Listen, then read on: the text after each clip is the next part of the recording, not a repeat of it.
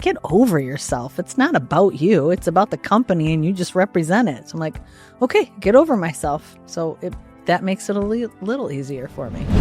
Take a lighthearted attitude instead of hardcore. So for me to be able to sell it or talk intelligently about it, I need to understand it. And the best way for me to understand was to actually do it. To hands-on, get in there and do it.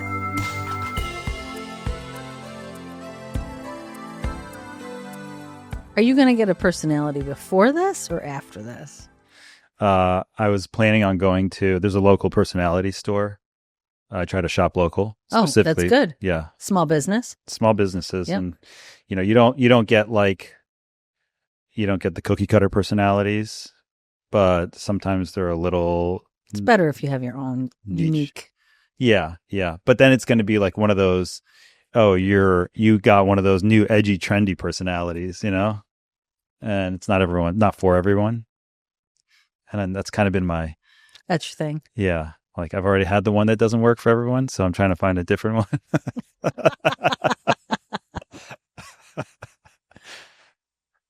Oh man, it'd be so funny if I didn't get that feedback all the time. Brian Funky, and he's our COO. And when I think it was Women at the Wheel was the first award that I got, a recognition, I'd say. And I said, yeah, people say, oh, congratulations. And I don't respond well because I'm like, okay, thank you. And he said, get over yourself. It's not about you. It's about the company and you just represent it. So I'm like, okay, get over myself. So that makes it a little easier for me. Did that help? Yes. One thing I've noticed about you, and it's probably the first thing I noticed about you, is that whenever we meet or, like when we get introduced, say we're in a meeting or we're a board meeting or at the same event and we run into each other, there's always like a quip first. It's like a laugh, a joke, some reference to something that just happened earlier with humor. And then that same thing comes up whenever there's a tense moment. You're also on the Auto Care board of directors. Whenever there's a tense moment in a meeting or no one's talking or something, humor is kind of like your wedge into like a introduction, also through like the tense barrier of a conversation or a negotiation. Do you know that? Yes. Where does that come from? Growing up, I always wanted to be in entertainment. I thought I wanted to be a rock cat. A dancer? Yeah. So I'm not tall enough and a lot of other things don't let me get there. But then I said, I just want people to not feel the burden and the weight of the everyday life. Like live a little, be happy. So I think that making light of something either lightens a mood, makes people not think, stress about things, and they generally will respond better or make them laugh. Just laugh a little bit about life. Don't get me wrong, I'm very serious about my job and whatnot, but yeah, if there's a lull or friction, the humor is going to come out. Yeah, and I should be more specific now that you've said that. It's not like you change the conversation to like, oh, let's just move past this and just all lighten up. You use it to jostle the conversation, to kind of like break the tension, and then you almost push for an answer faster. Yes. Does that ring true? And then also, where did you learn that technique? I got it at a technique store. No. It's the one. It's like a co-share with a personality store. Exactly. Yeah. We might run into each other later. So when I take things very seriously, sometimes what I want to say, like, shut the hell up. We've heard enough. Let's move on.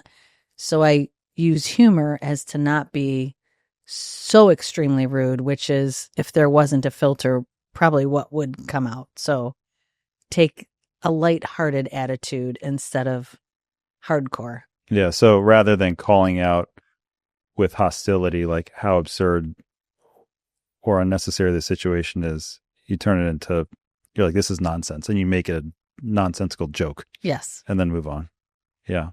I think it's productive. And I don't know if you uniquely have found a way to pull that off, but not I don't know if I could pull it off. You know, if I could be in a tense negotiation and then just throw a joke out there, I think people would probably just be like, okay, well, we're done with the conversation. Oh, trust me, I've, failed, gotten burned a couple of times, but that's still, I guess, just my go-to thing. Do you remember a time that it failed? In a team meeting that we had on a Friday call, and I tried to use humor, and I didn't quite choose the right use of words for what I should have said. And afterwards, I kept thinking, why did I say that? That was so stupid, but everyone just kind of like, oh, she's the boss. We'll just pretend like that didn't happen. So, but how do you react to that? Do you like go back and apologize, or do you just kind of like course correct going forward and like let the awkwardness sit, and you're just like that, I just won't do that? Or do you try to address it and be like, oh, I didn't mean it like that? I try to address it. Okay. But yeah, I can't say that I always have, but I think, years and years of, now that you say that, I think back to some of the meetings I was in at Federal-Mogul, and I was the only woman or one of only a handful of women.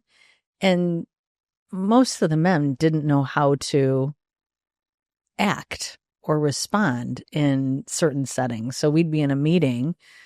I can remember us in a meeting about an oil bath seal. We were going to launch a new version of the National Oil Bath Seal.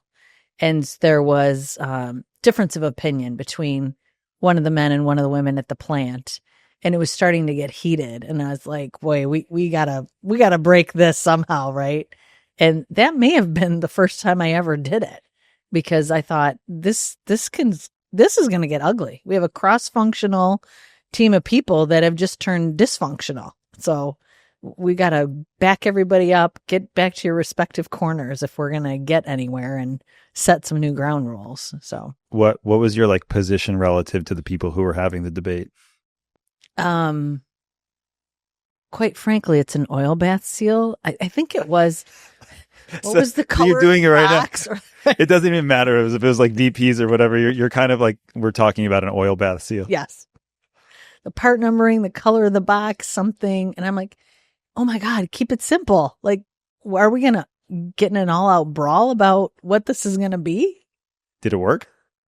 Everybody backed up. Everybody kind of took a breath. I'm like, in the scheme of life, how important is this? We don't want to get it wrong, but we don't need to be arguing about it. It's so true. It's because it's so hard to find a way to reframe people in the middle of that moment where it's like just their ego defending the thing that they just said. And they've completely lost context of the point of what you're doing, like getting a product to market, and a very like somewhat generic product, not sexy product. So defense isn't about how amazing the product is. It's about the fact that you said it and you want your opinion to be the accepted outcome. Does that sound right? Exactly. Yeah. So you just kind of like point out, you just remind everyone through humor that it's not about you. It's about let's remember it's about an oil seal. That's been one of my phrases when I went to work for HDA Truck Pride. So Don Raimondo and I had worked together for quite a few years prior to that. And we were in the middle of a discussion and I said, newsflash, we sell truck parts. We're not solving world peace. We're not curing cancer. Let's bring it back down a couple notches, right? And get back to the point at hand. And when you kind of frame it in, and don't get me wrong, I love the trucking industry. Absolutely, very passionate about it. But sometimes we get a little out of hand, and we do have to bring it back down to say, what's relevant here? What do we need to focus on? This is probably a good moment to introduce you. You're Tina Hubbard. You're CEO and president of HDA Truck Pride. And you've been in that role since 2021, 2020? COVID 2020. 2020. You mentioned Federal-Mogul a minute ago. So if you don't mind, I would love to kind of back up and talk about your entrance into the industry, your time in the industry and some of your roles, and then I mean, I guess broadly, I'm genuinely curious about how you fell into the heavy duty truck parts space. And as you just said, you're incredibly passionate about it. Is that something you're like your family was into? Is that something that you discovered as a kid, or is it just a job that you ran into and you found, like an attachment to? So I want to talk about that, but maybe the first question I have um, about your career, I want to start with the present. You just came from Atlanta, where you won the Women in Auto Care Lifetime Achievement Award. When I heard that, I try, we in our roles we do a lot of negotiating and kind of consensus building, and I think a big part of that is like empathy and trying to understand where the other person's coming from. So for some reason, when I heard that you were winning the Lifetime Achievement Award, I was trying to think of how impressive that is. And to try to capture how impressive that is, I tried to put myself in your shoes, and I was like, what would it be like to win a Lifetime Achievement Award? What would be my lifetime achievements that won me this award? And I came up with an empty basket. So I don't know if you did that exercise personally, but when you think about that, when you think about that moment, what were some of the achievements that came to mind kind of immediately, or maybe the accomplishments in your career that you felt led you to that? So let's start with the story about Brian Funky telling me, get over yourself. It's not about you. It's about the company, and you represent the company, and you're in front of the industry for the company and for the industry itself. But when Missy sent me the email, I read it 3 or 4, maybe even 5 times, and said, I typed back to her, "Are you kidding me? Are you sure this was supposed to come to me?" I was in shock. And then I responded with, "I'm crying right now." And as I thought about it over the next day or two, I said, Lifetime, exactly what you did. Lifetime, what did I do in my lifetime? Oh, it's just a really nice way of calling me old. Like, you have, I think the criteria was you had to be in the industry for 20 years or more. And I'm like, oh, 35. That's old. That's a defense mechanism. What? Okay. We've got that out of the way. There's the humor. Yeah. I'm so happy we called it out in the beginning, because it's like a deflection. But you have to have, you did give a speech there, and I wasn't able to attend the conference, but I saw feedback, and I've spoken with a number of people there, and they're all really moved by what you said. And I'm not going to ask you to kind of repeat that here, but clearly you did reflect on some lifetime achievements. And I would love to know kind of what were some of the things that you oriented around or recognized, landed you in a position to be awarded such an honor. So if I go all the way back and say, it's not like my family. I didn't grow up in the industry. No one in my family. I didn't know what aftermarket was. Automotive side, truck side, it doesn't matter. No one was in the industry. But I was the first female heavy-duty sales rep at Federal-Mogul. And I guess that kind of started everything. I just had this passion when I met the customers on the heavy-duty side of the industry. It was still a relationship. It still is a relationship-driven industry. On the automotive side, much less so of that. And on the heavy-duty side, everyone, either they were going to make an absolute mockery of you because you're a girl and don't step foot in their world, or I think the phrase I heard the most going through this industry, even still to this day, is, "You remind me of my daughter." That's what you heard a lot? A lot. As a representative for a company? Yep. Growing up in this industry. And I'd take that and use it to my advantage to help me learn, right? So the gentleman that owned the largest engine rebuild shop in Louisville, Kentucky, I went to him and said, "I have a huge favor to ask. Can I work in your rebuild shop and work side by side with these guys? Because I don't really know what an engine bearing does. I don't know the stuff that I'm selling. I don't know about pistons. It would help me understand the products, and it would help me see what their issues are when they're rebuilding an engine. Wait, I'm sorry. So you were working at Federal-Mogul, Selling engine bearings to Napa stores. but then you gave yourself a kind of a second job by working in a No. So one of my customers had an engine rebuild shop, and I said, if I could tear down an engine and learn what all these components are, it will help me understand the products I'm selling, and it will help me understand the problems and the issues that the guys rebuilding every day run into, and is there something we could do to fix them? Is that a common trait of people that that to understand what they're working on or what they're selling, that they actually get involved with its application in the world? Probably not. I learn better hands-on, seeing, touching, feeling, doing. And so to understand what are these parts I'm selling? I don't even know what they do. I don't know where they go. How complicated is it? Undersize, oversize. I didn't know what that was.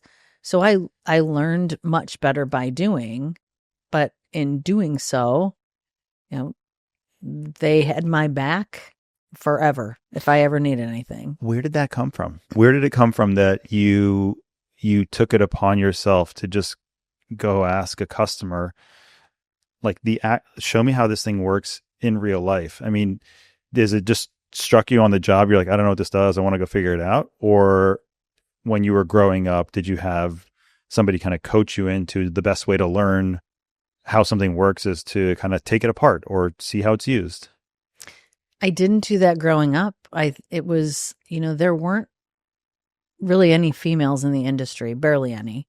So it wasn't like you could call someone or ask someone to mentor you or how'd you pave the road, or all I knew was I'm supposed to sell engine bearings and friction bearings and stuff to do with pistons, and I don't know what it is. So for me to be able to sell it or talk intelligently about it, I need to understand it. And the best way for me to understand was to actually do it, to hands-on, get in there and do it. And when the gentleman said, you remind me of my daughter, I hope that someone would help her.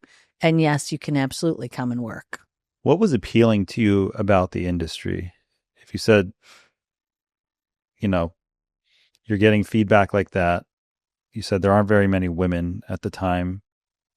I imagine you didn't have a ton of role models or people that were like, hey, this is, a great industry for you to get into. What was the appeal? It sounds like you almost picked the hard path on purpose. And I don't know that I would say back then that I picked it on purpose. So I took the job with Federal-Mogul to have a job, right? I get out of college and I thought I was going to go get my master's. And when I got a job offer from Federal-Mogul, my dad was like, oh, no. Yeah, take the job. You're not going to come back and live off of daddy's dime. Take the job. When you figure out what you like in life and what you want to be when you grow up, then if you want to go get your master's degree, go do that. So I took the job, really not having a clue what Federal-Mogul did. And like I said, I learned better by doing it hands-on. But I was, when I first started with the company, they would hire like 20 different college recruits from small liberal arts colleges near that southeastern Michigan area. So they hired 20 of us. And what they do is they give you a Napa sales territory or give you an automotive sales territory. And here, go have fun, go sell. And I said, I'm 21. You're going to give me a company car, reimburse my expenses, a Rand McNally map, and go send me to the wolves and say, here, go. And I don't even know what we sell. So what if we didn't just send me out and we actually trained me on what we did? So I had some additional training. And in that time, I was very fortunate. I got to work with one of our seasoned sales reps in industrial sales, get an idea what they did. And then a heavy duty sales rep. They were both local to the Detroit area. And I went out with this gentleman for 3 days.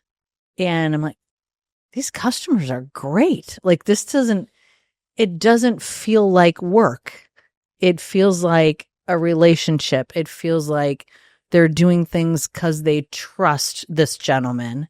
And that's really cool. I never learned about that in a textbook in college. And each day as I worked with him, I said, this is fantastic. This is what I want. I mean, I'll do whatever I need to do to work my way up to get there, because it was considered like Napa sales was entry level, and then you do something else and you move up to be a heavy duty sales rep. And I came back from working with him. I told our national sales manager, Bob Show, I said, I found my passion. I know what I want to do. I want to be in heavy duty sales. He said, back up. No, I have 2 daughters of my own. This industry is disgusting. I would never put them in it. There's no way in hell I'm going to let someone like you go into heavy duty. I'm not doing it. And that probably did spark a flame that said, challenge on, let's go. What do I need to do to prove why I want to be in this industry? So I don't want to just say it seems like you're outright competitive, but you clearly have a kind of self-starting attitude. You know, you will go train yourself. You will tell your, the manager or the leadership of your organization what you want to do.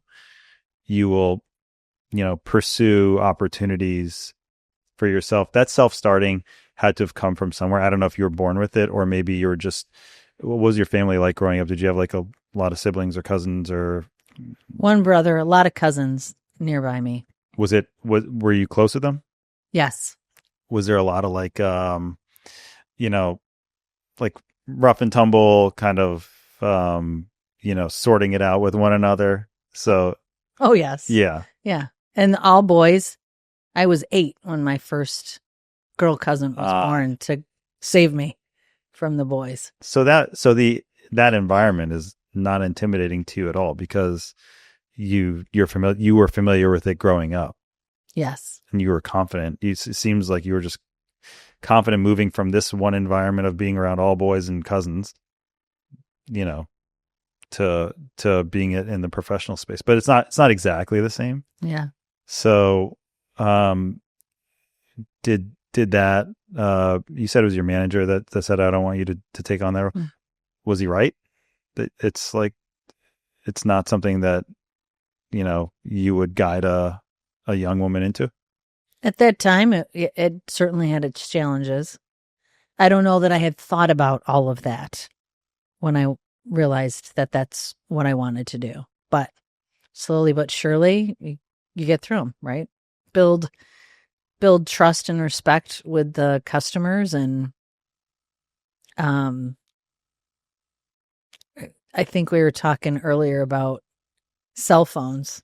Mm-hmm. And when I finally got that job for heavy duty, it was April 1st of all things, April Fool's Day. And they said, hey, if you want to go into heavy duty, you should do that. I said, oh, well, we'll try to make sure that this isn't a joke. But the first thing I did when I got that job was to buy my first car phone. It was a bag, right?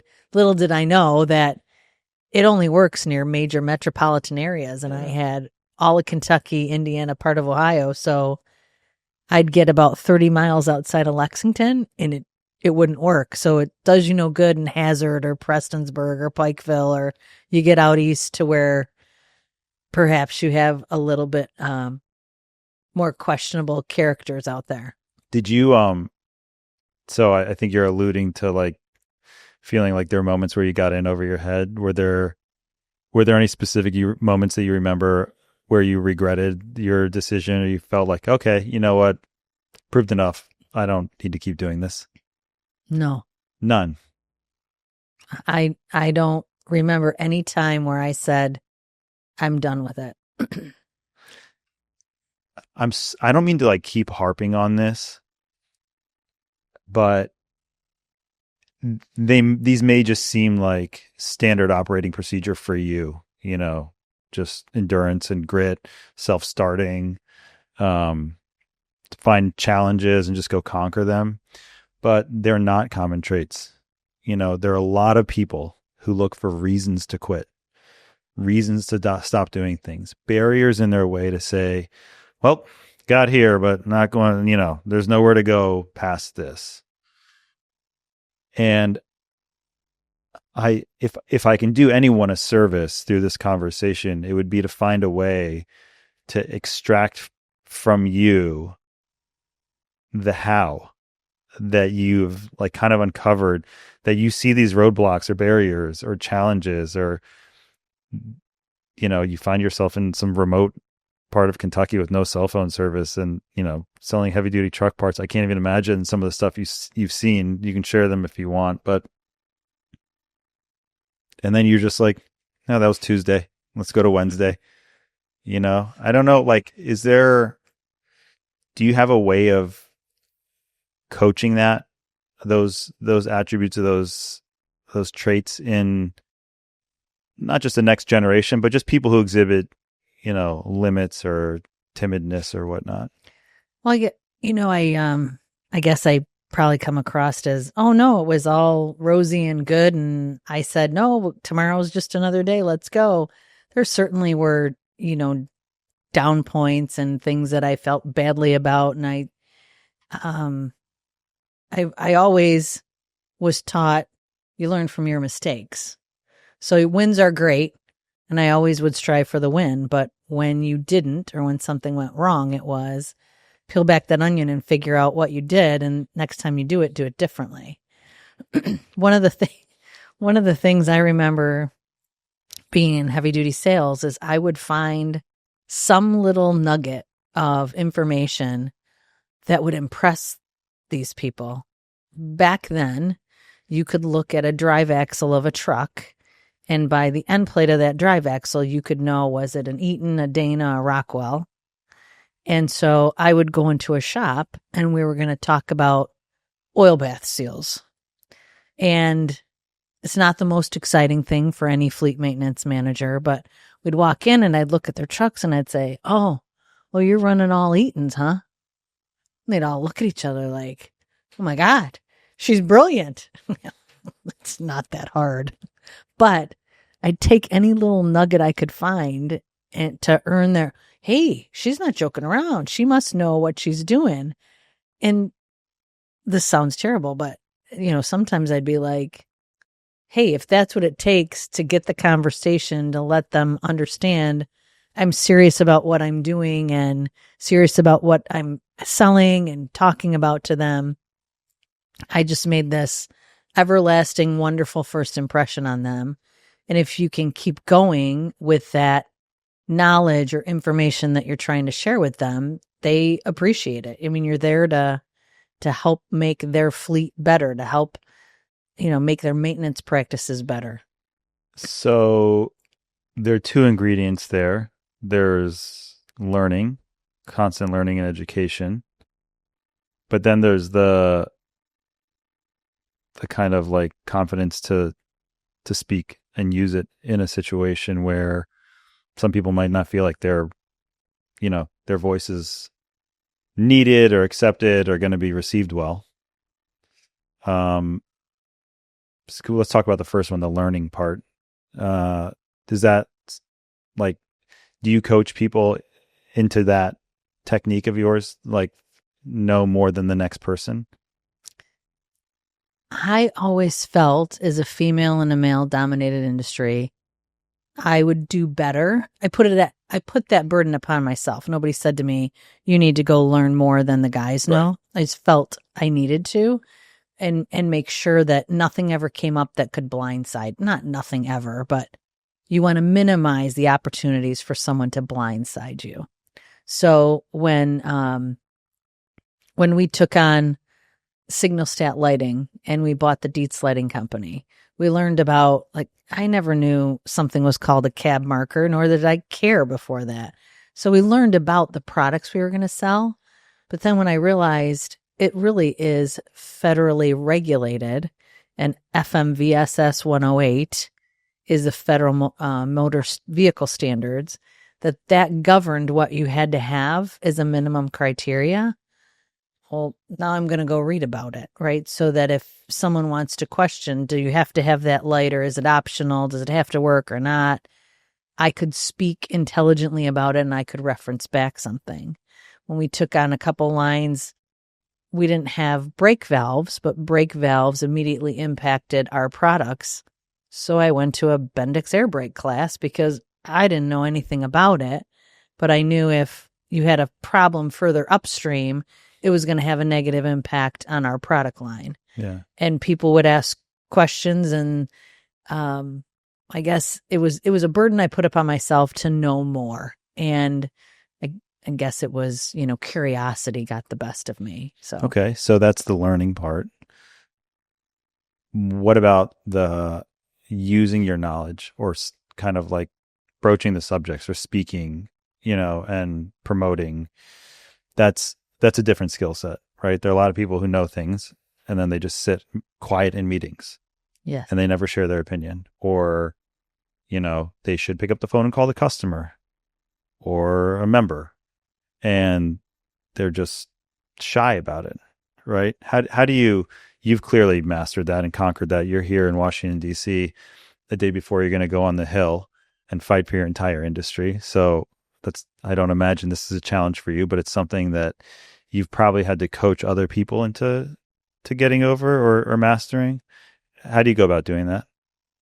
Whenever I'm trying to help someone through something, or coach them, mentor them, whatever you want to call it, my first thing is always to be genuine. Don't be someone you're not. People are going to see right through it, right? You're not going to be comfortable. You're not going to have passion about it. Mm-hmm. So always be yourself, be genuine. And when, you have the phrase to praise in public and criticize in private. So if you're in a meeting and you're not comfortable with something, the place to address it is generally in that moment in the meeting. But for goodness sake, make sure that once you leave the meeting, if you have an issue with something, you go directly to that person immediately following, or go to someone else to ask for their assistance to talk to the person. But if the criticize in private is your philosophy of why you're not saying something, or you're afraid of what might trickle downhill later on. So I always encourage people to be true to themselves and genuine. And it's not always productive to, we'll say, create a scene in a certain setting. Right. It all depends on, what is the issue at hand. But certainly if you're not going to say it in the meeting, which is the place where you should, then immediately following that is where you should address the topic. As you've moved up in leadership roles in your career, did you find yourself in moments knowing that there's probably more to be said from the room, and creating an opportunity for the person to speak, or asking them if they have something, or knowing that they have something to share and just finding a way to get it out of them? Yes, absolutely. And making sure, and it's both sides, right? Because a lot of times the person that may have offended you or created the situation that makes you uncomfortable, most likely, not all the time, but most likely doesn't realize they did it. Doesn't realize it was offensive. Right? They have no idea. So giving an open forum for people to speak about what the situation is. Oh, hey, Behzad, I see that perhaps you have something you want to share with the group, or I may try to read what's on your mind and try to speak for you a bit first to get the conversation going, so that if then you want to step in and be the next person to talk about it, you have that floor and you know that you're not alone on an island. Gosh, who was I? There was a podcast that I listened to with this behavioral psychologist, and he said exactly that. Actually, he said a tactic I use to get somebody to talk is I don't ask them a question. I make a statement. And they pick which way the statement is. It's either correct or it's like outlandish. But I guess our human psychology, like you want to correct the statement or share your thoughts that make that you're like, no, that's not true. That's not true at all, you know? Mm-hmm. And so I think that's like actually a proven tactic to, rather than just ask if there are any questions in the room, kind of make a statement towards a person and then see how they field that. Yeah. Yeah. So you find that to work, huh? Yes. So you were in sales at Federal-Mogul. What was your first leadership role? I was sent to Jacksonville, Alabama, to Federal-Mogul's largest packaging and distribution center. Jacksonville, Alabama. So compared to Rochester, New York, where I grew up, or Michigan, where I went to school, not a thriving metropolis. In fact, the largest employer was Federal-Mogul, but I was sent down there, and I was a first shift supervisor for packaging and receiving. And I guess this would be the second time the learning piece comes up, because that's, quite frankly, learning is something I believe just should happen all the time, your entire life. So I had packaging and receiving, and everybody that worked for me was on tow motors all the time. Could have been a sit-down fork truck that you're going to unload stuff out of the trailer that just showed up. Could be a man-aboard that lifts you up and you got to pick parts out of something 5 levels high. And I quickly realized I don't know how to drive these, and I don't know what challenges my employees are facing by having to drive these. So I was probably 3 or 4 weeks into the job and said, okay, who's the tow motor trainer? Train me on all this equipment that we drive. I might not be good, but I'm going to learn how to drive them all, and I'm going to do what you guys do for a day, and I'll do what Behzad's job is for part of today, and I'll do what Stacy's job is for part of the day, and I'm going to learn all these things so I have a better understanding of it. And it gained a lot of respect. I think I ran over a couple of things when I was getting 2 of my tow motor licenses, but through those mistakes, you learn how to coach somebody what to avoid. Like, yes. Hey, don't run over this thing, and don't ask me how I know how. Don't ask at all. We even had a yard dog out on the lot. So if we had to back trailers up to the dock, you had to back the yard dog up to the trailer and then back the trailer up to the dock door. And I did it. And we'll end that story right there. Why? No one's going to hear this. It's just you and me talking. I don't know how many bricks or how much we ripped the pad off the side of the dock, but I did it. That's all that matters. It's okay. I mean, you got to make those mistakes. And it's great. It's great that you're sharing that. So other people, somebody's going to hear this and be like, oh my God, I did that too. I don't know if it makes it okay to confess it. I think just kind of move on with your day, right? So, was there a moment in your kind of career progression where you thought, this is probably it? You know, like I'm going to max out here. I'm going to manage this, this location or this division, or never? I did think that. And I have a phrase, a common saying that I use: learn it, earn it, return it. So, and the learn it, I don't think ever stops, right? Mm-hmm. But at some point, you're sitting there going, I've learned all these things. I've learned all these skills. I've learned product information. I've learned about people. I need to earn some money. As a single mom, you need some money, right? And there came a time where I said, unfortunately, Federal-Mogul and I are going to have to part ways because we see a difference in what that should be.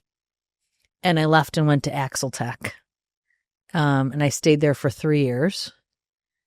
And I learned, no offense to anybody, but private equity and I are probably not going to be very good together.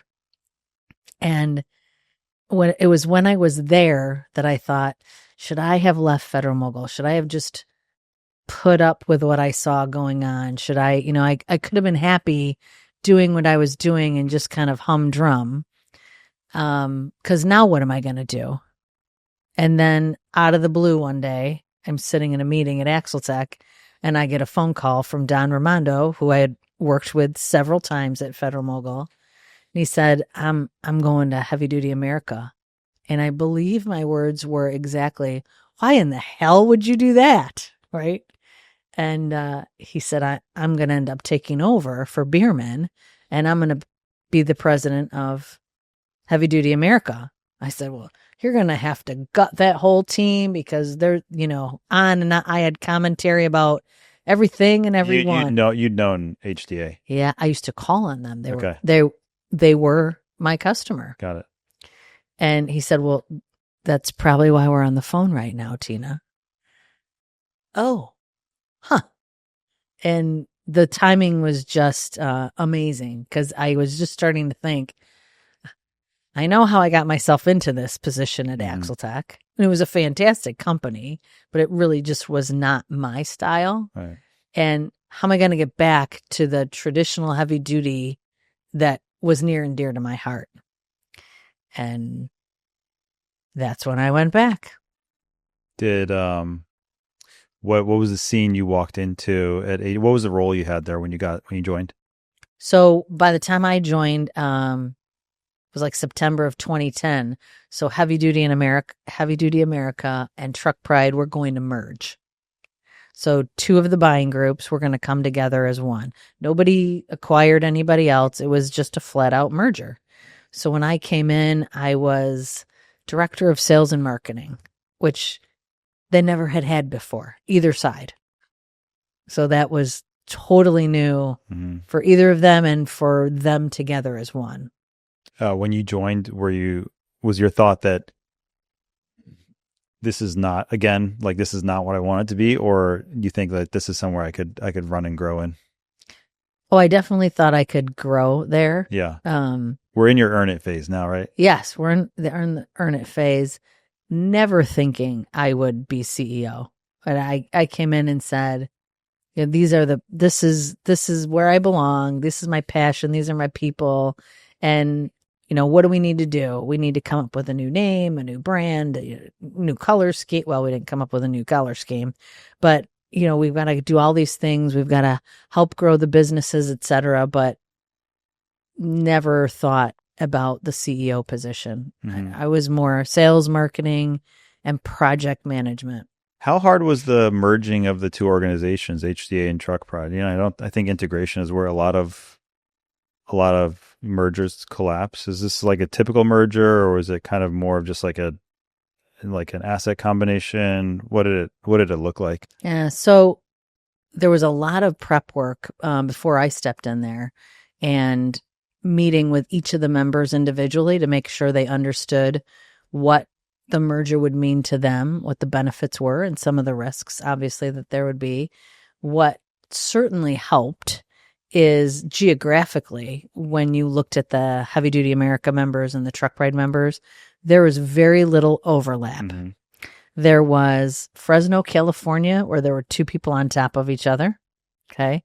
And there was the Bermuda Triangle, I call it. So it was the Philadelphia, New York, New Jersey area, where like across the street from each other, right? Not even in the next zip code, but literally across the street or just up the street.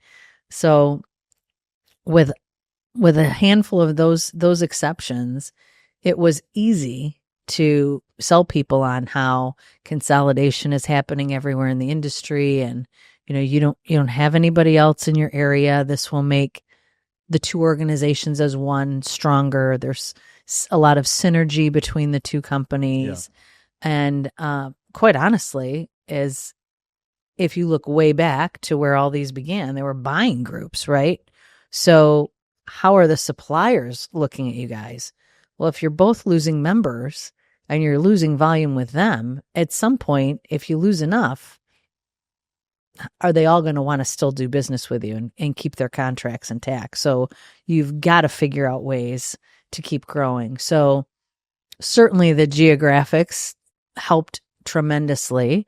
We had a couple of areas where we had to, smooth things out and help them understand the bigger picture. But the merger was, even though on the outside they both look like quote unquote heavy duty buying groups, behind the scenes, they're about as polar opposite as you could get between two groups.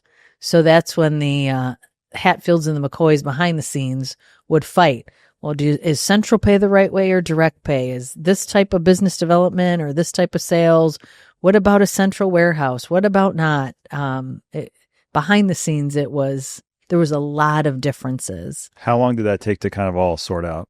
And you're like one machine, or are you not yet? Oh, maybe a year. Mm-hmm. And the first 6 months were the hardest. Yeah. So we had regional meetings. So we went around the U.S. and Canada, Chicago, Philadelphia, Dallas, Toronto, and everybody could come to a meeting, and we'd sit down in smaller groups and talk about, what does this mean? What are the benefits to you? What are the risks at stake?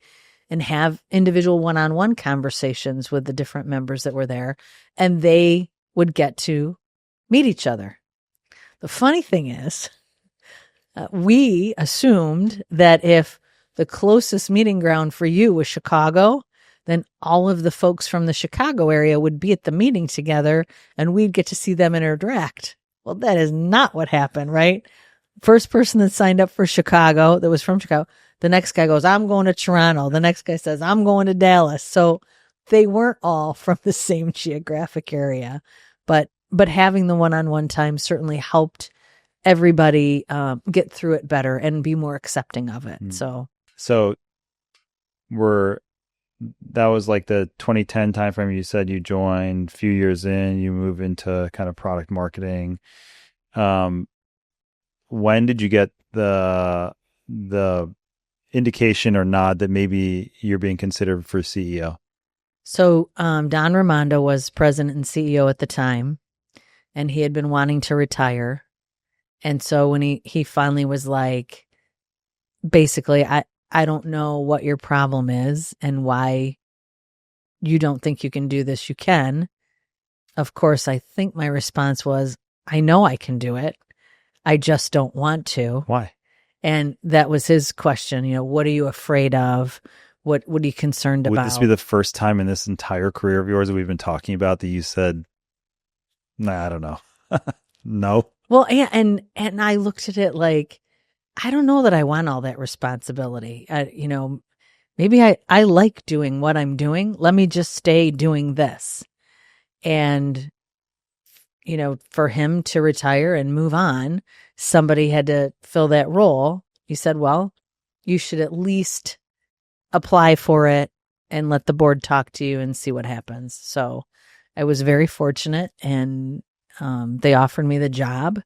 And the first thing that I talked about was, now what do you do? What's the first thing you need to do?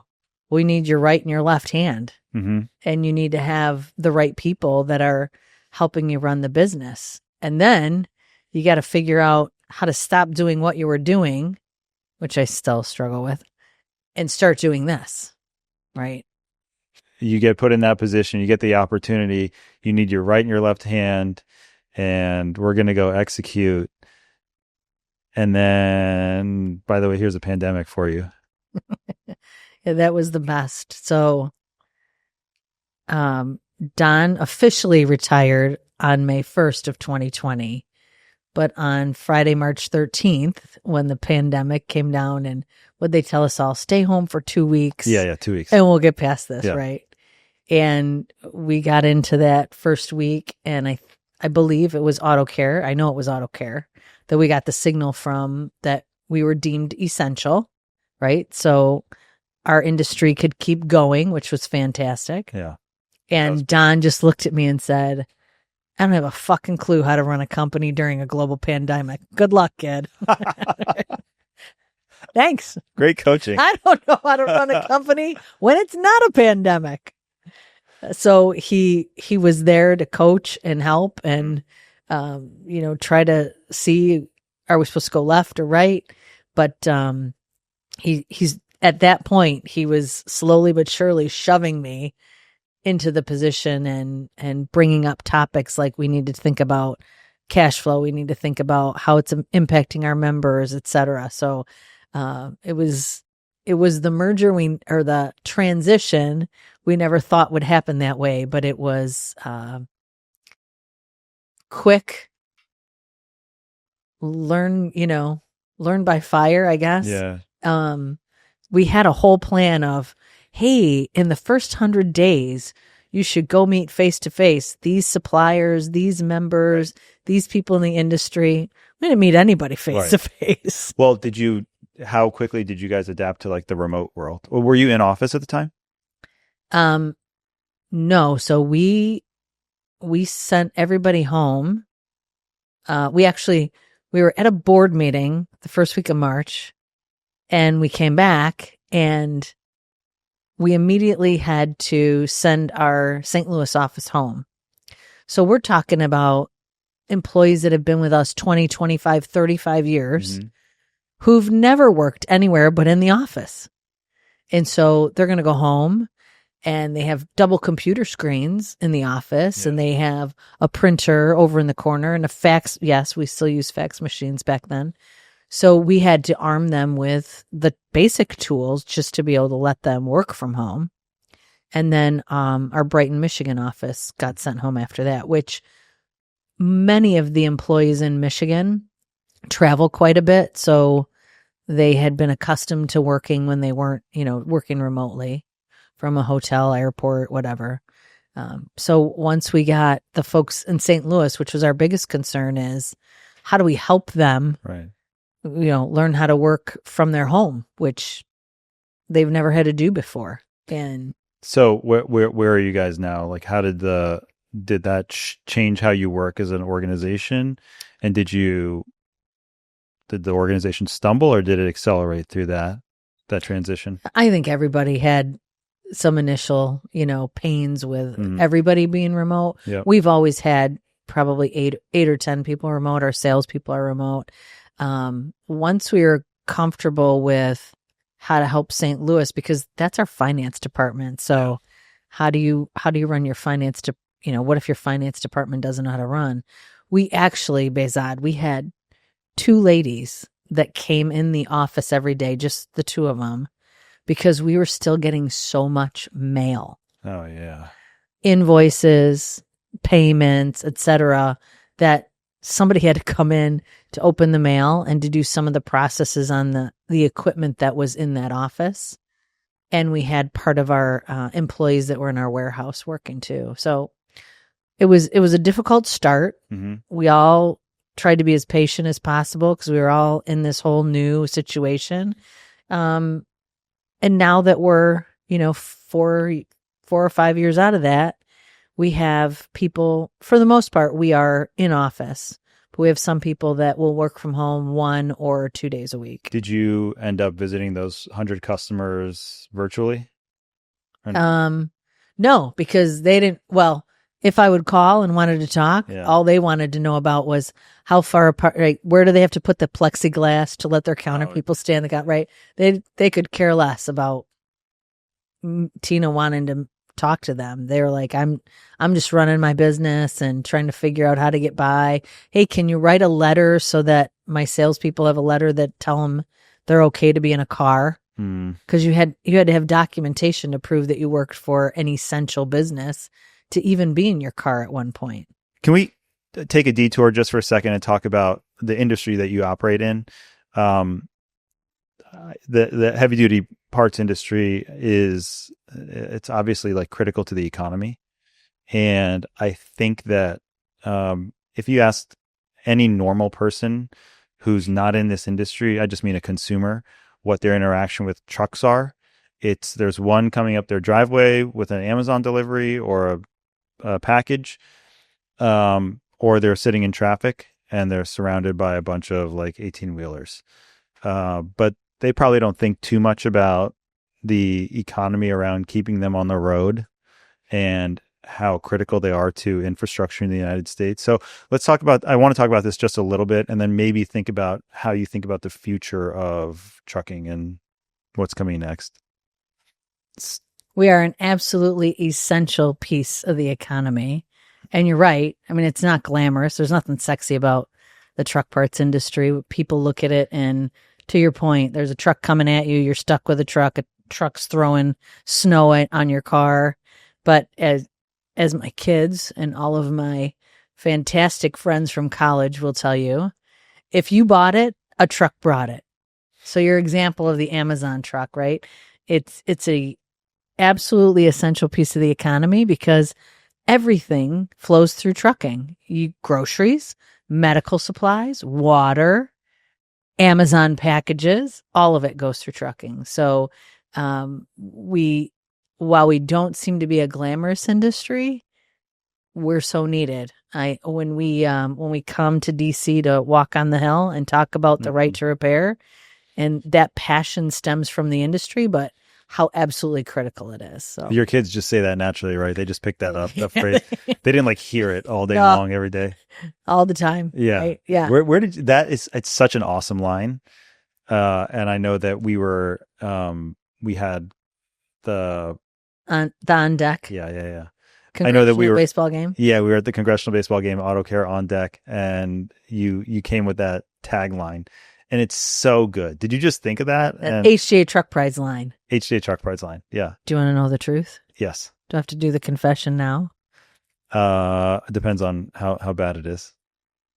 That line was first used. Do you know who it was first used by? Not Tina Hubbard. One of your kids. Why? Wouldn't it be great? I know I'm just carrying on the legacy, but it was actually coined by Jimmy Hoffa. No kidding. And it just is so perfect for us. And that's our thing. How did you, no pun intended, but like resurrect the Jimmy Hoffa line? Like, where'd you hear that? Is it just like floating around the trucking industry? I'm making sure it floats around the trucking industry. Lisa Fauché, it just flows right off her tongue. Oh yeah, it's hugely impactful. So that is Jimmy Hoffa. Give credit where credit is due. We brought it to the Auto Care on Deck for the Congressional Baseball game. Then we brought the Bill costume when we went to the Hill. I guess that was almost 2 years ago now, 1.5 years ago. But anything that can help bring light to the rest of the world to understand the importance. Because I myself, you will not see me drive next to a semi. I will make sure it's clear to get past them and get over. I won't ever just sit. I try not to ever just sit next to them, right? I love them, but I'm not going to be next to them. But most people think of that. They're like, either that truck is in my way, right, or that truck is spraying something on me, or, if they could just not be here, and they kill people, which truly trucks don't kill people. People making inappropriate moves and going too fast is unfortunately one of the things that happens. But bringing to light the fact that we need these trucks to keep everything going. Going to build a house, going to get groceries. Like I said, you got to have trucks. I mean, I think your industry should be so grateful that you're advocating on their behalf. And that line is so sticky, it's just like, it resonates really quickly. And it's really easy to attach the essential nature of trucking to the economy. As soon as you make that pitch, everyone's like, oh yeah, I mean, obviously without trucks, nothing happens. But that's like the right now issue, is the right to repair issue, because it's it's at the state level. We've won in Massachusetts. We're pushing for a federal initiative here. But outside of that essential nature, the necessity of trucking, which I imagine we're going to resolve fairly quickly, repairing trucks. What do you think about, kind of like on a daily basis at work? Do you think about a lot of the conversation around electric trucks or automated trucking and platooning, the future of trucks, or is it more near term operational stuff? Right now it's more near-term operational stuff, but one of the things that I would say is concerning is that if you look at the trucking industry, we are a huge contributor to greenhouse gas issues. And we need to figure out a way to have lower emissions. If we can get to zero emissions, that's the ideal. What some people don't realize is that it's very complicated with trucking. First of all, you want to make sure that it's safe, right? But do you have the infrastructure? How much? We're not just talking battery electric or diesel. You could do gas. You could do compressed natural gas, liquefied natural gas. You could do renewable diesel. I mean, there's a myriad of options to look at when it comes to trucking, because there are types of trucking fleets that don't come back to home base every night. So if you have a long haul trucker that's out in the middle of Kansas and there's not a place for him to charge his electric truck, how's he going to get any further, right? So you need to make sure it's safe, it's sustainable, it's maintainable, and you have the infrastructure to support it. But there are several different options, and I think we're just at the beginning of trying a bunch of different alternatives to be able to figure out what's going to be the best fit. Each vocation is going to be a little bit different. Line haul trucking is going to be different, and what's the right answer for that? But are there any leading contenders? Do you think that there's, so it sounds like, and I think you just made a really good case for it. Types of trucks are different. Like an 18-wheeler is different than, a garbage truck is different than, like a dump truck. And probably they all need different types of energy systems or power plants. Are there leading contenders that are like per vocation, or is it, or across the entire fleet, or no, it's just going to be as many different vocational vehicles there will probably different numbers of alternative fuel systems. I don't know if that's something you think about or not, but yeah, I think it's going to be leading contenders by vocation. Got it. Just because of how you're going to have the infrastructure to deal with what it is. And, certainly things are being tried, so that helps. That certainly isn't, like I said, isn't something that I think of day to day, but it is concerning that there's as much, with the emissions.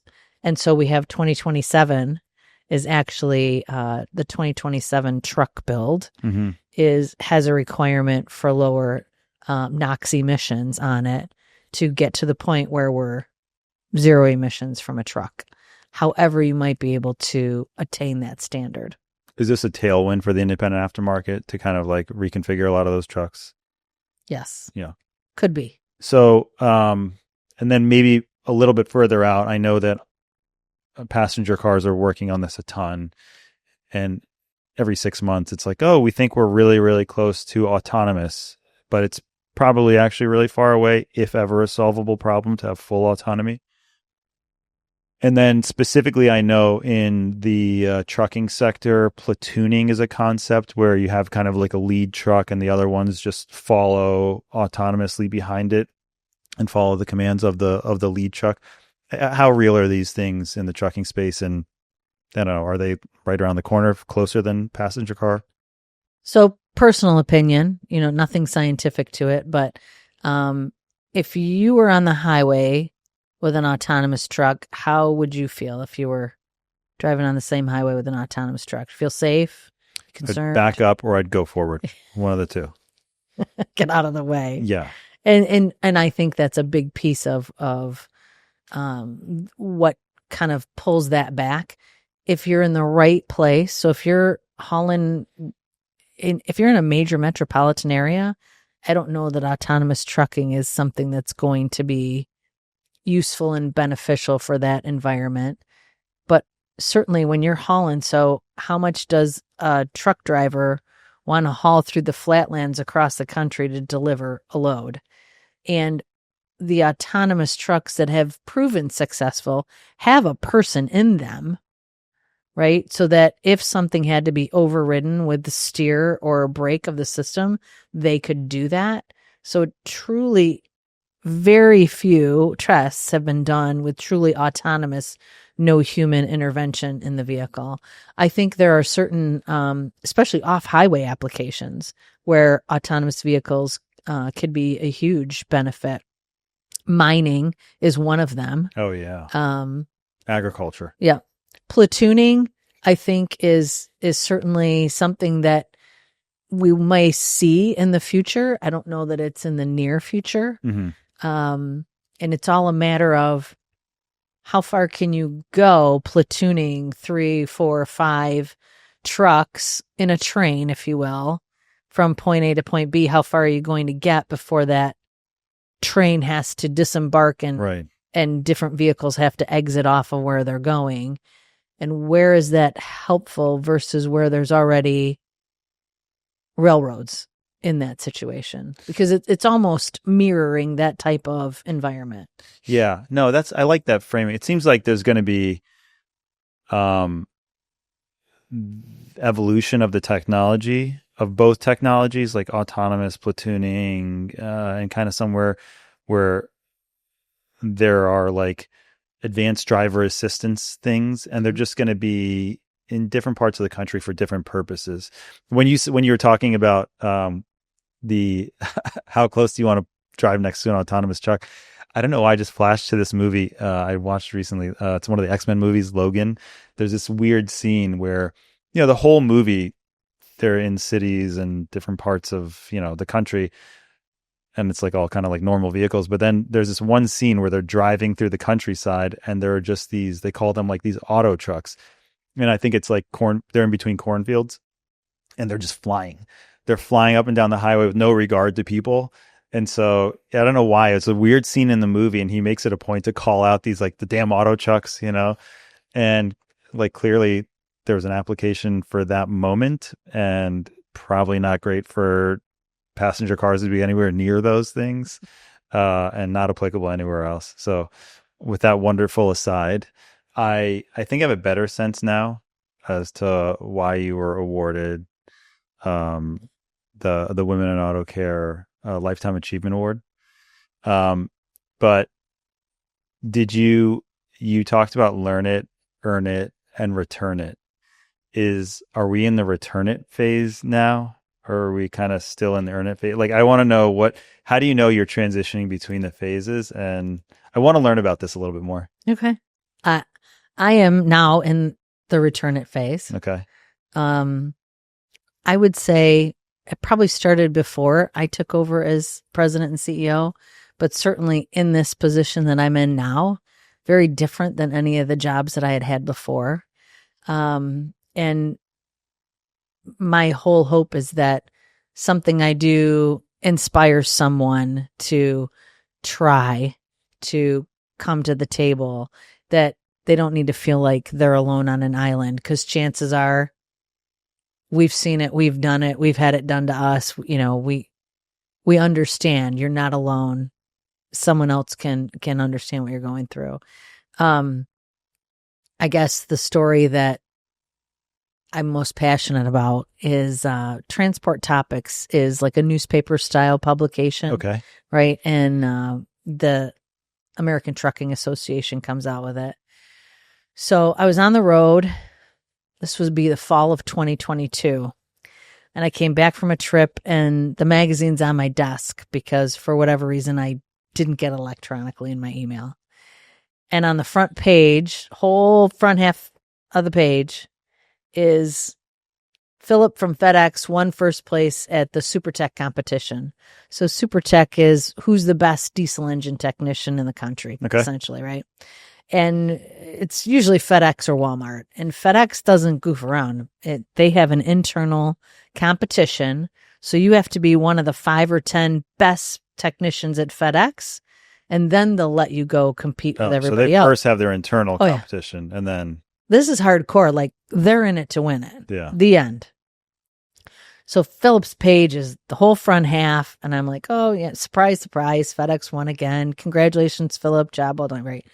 And as I'm thumbing through the magazine, I get out my magnifying glass, and there's like this 1-inch square picture, and it's Bonnie Greenwood of FedEx wins second place. And it's like we're embarrassed about it. And I said, why I understand why he's got the front cover. Yeah. Why am I 4 pages in? We've got this little itty bitty picture of Bonnie here.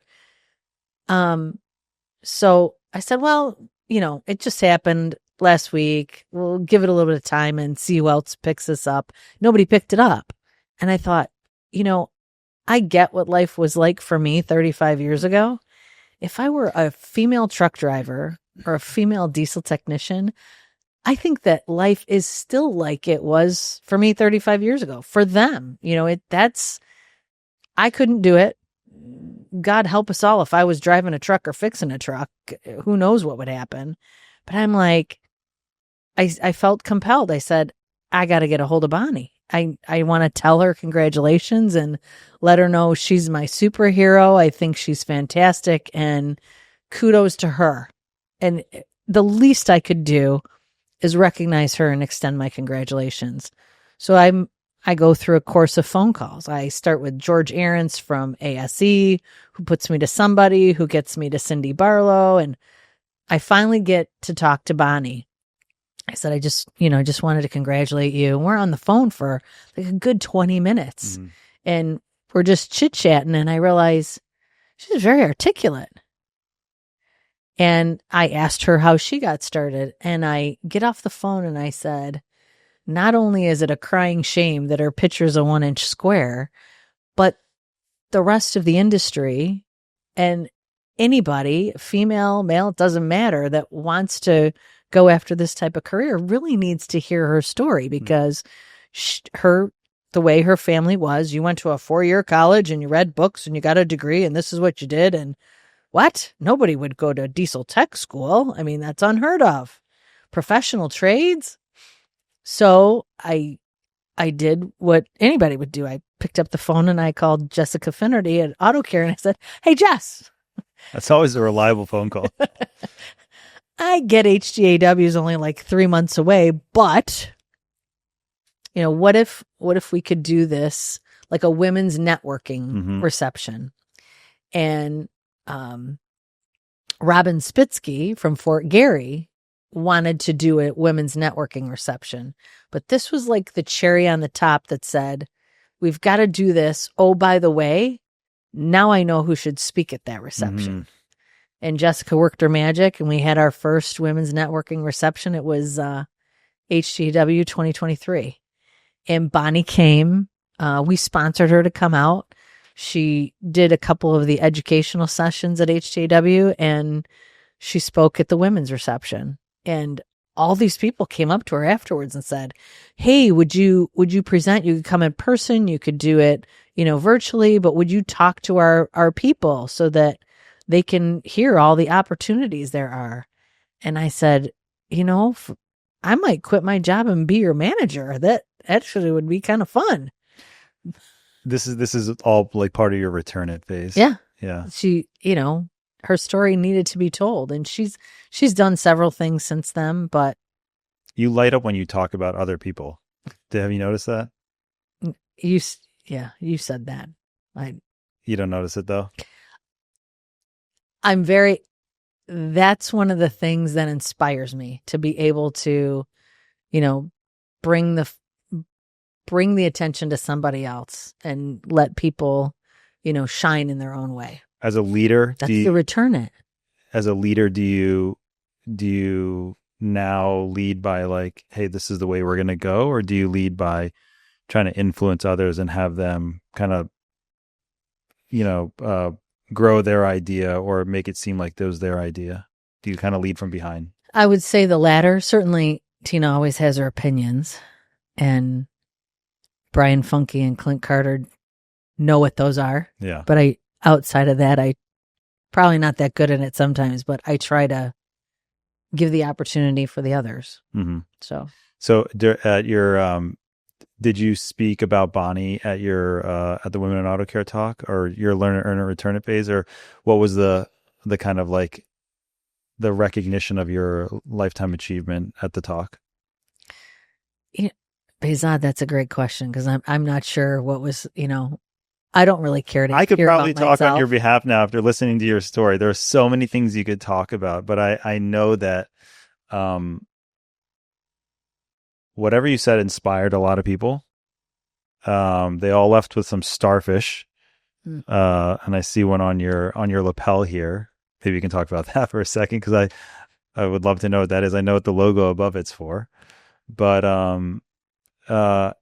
you know, in your return it phase now, you are clearly having an impact on people. Somebody in that room will probably give that talk in the future, and they will attribute their part of their success to having heard you and being inspired by you.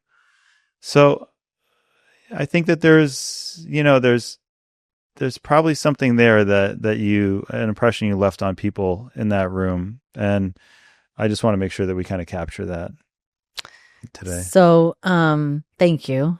The starfish story is one I heard years ago. My daughter actually happened to give me the starfish poem and a starfish bracelet for Christmas, just this last December. So the starfish story is, in a nutshell, an older gentleman walks along the beach every day, and one morning after a storm, he notices someone in the distance, and it's a young lady, and he finds that she's bending down and picking up starfish one at a time and throwing them back into the ocean. And he says, "Young lady, what are you doing?" And she said, "The sun's up, the tide's going out. If I don't throw these starfish back in, they'll die." And his comment is, "There's miles and miles of beach with starfish everywhere. You can't possibly make a difference." She politely pauses, bends down, and throws another starfish in and says, "I made a difference to that one." So I gave everyone the poem and the starfish lapel pin. If they so choose, they can wear that or spread it, to other people. And I think, just like being here this week, it's to other people, other organizations, but it's also to the industry. So, that's one of the reasons I'm here this week, is to go to the Hill and talk about the right to repair, which, please let us get through this year. That would be fantastic. But it's, it's key and critical to our industry, and it's returning it to the industry. So return it could be a myriad of things. And you don't expect to, I love that story, and I love the message it sends, because, a lot of people think about coming to Washington, DC and going on the Hill and saying, like, what am I going to change? Right. But you're throwing your starfish, you're doing you don't know, you might have an impact on one person, and that one person will carry that message and pass it along and, have their impact on others, and it's a cascading effect. Let's hope we get the right starfish, that we get this thing through. Tina, it's been great to talk to you. I really appreciate this conversation. Thank you so much for sitting down with me, and thanks so much for sharing your story.